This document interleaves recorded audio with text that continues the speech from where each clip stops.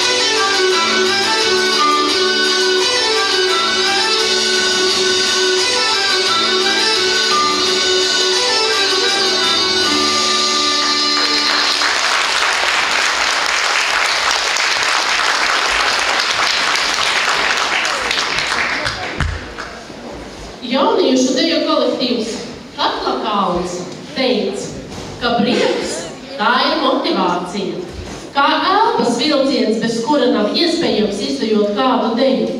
Prieks ir jaukas emocijas, kuras katru mūsu deju soli padara krāsainām.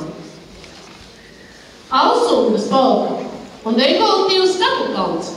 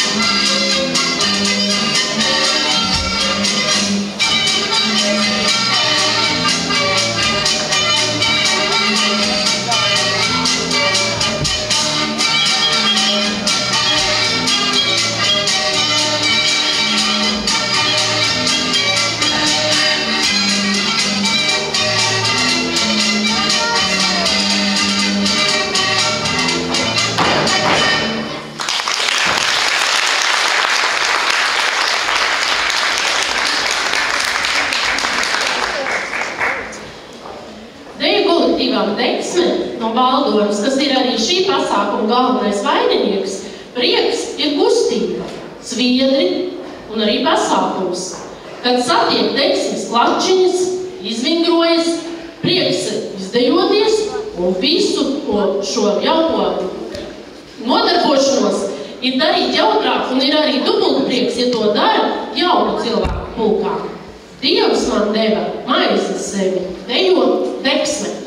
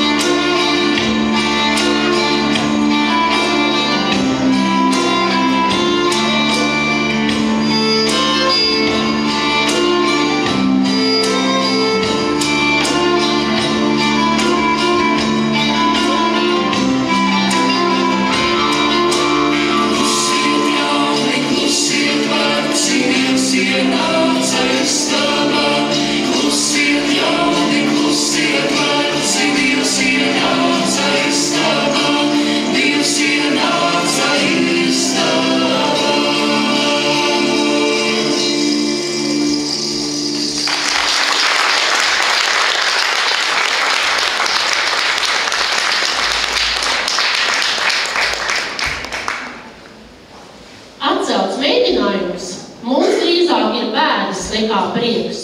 Jo vismaz reizi nedēļā izstaipīt kaulus ir prieks, samācīties kādu deju ir prieks, pakreņķēties par horeogrāfiju vai mūziku kopā ar savējiem ir prieks, pakašķēties ar savējiem par jebkuru jautājumu arī ir prieks.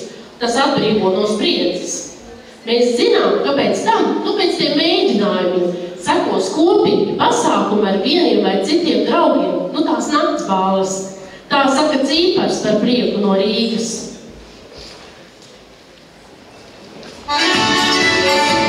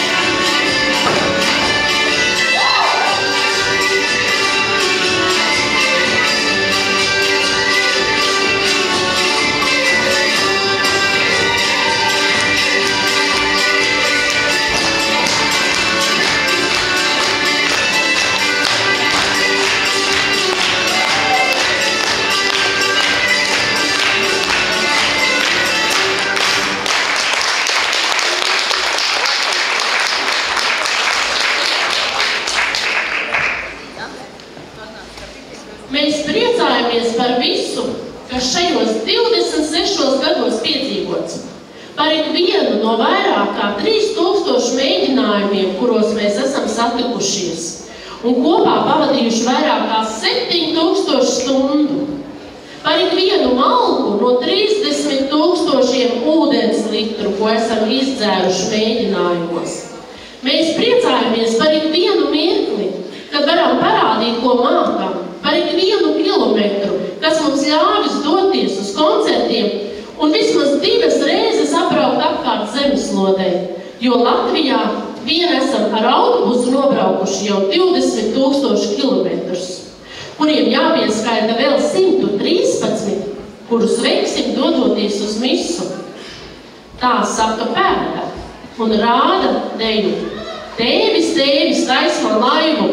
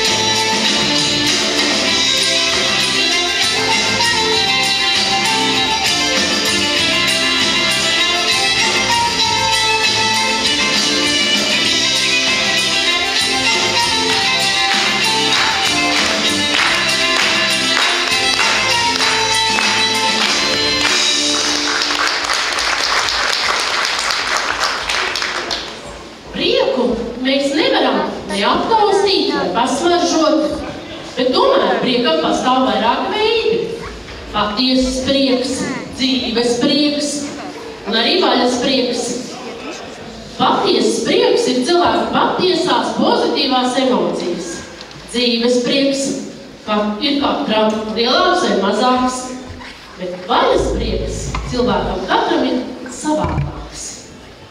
Un man liekas, ka vaļas prieks ir viens no prieka lielākajiem avotiem, jo cilvēkam patīk darīt lietas, kuras viņam patīk, interesēs, aizrauj, radot prieku. Ja dejotājiem prieks ir prieks dejot, tad dziedātājiem prieks ir dziedāt. Un tāpēc es aicinu uz skatuves mises,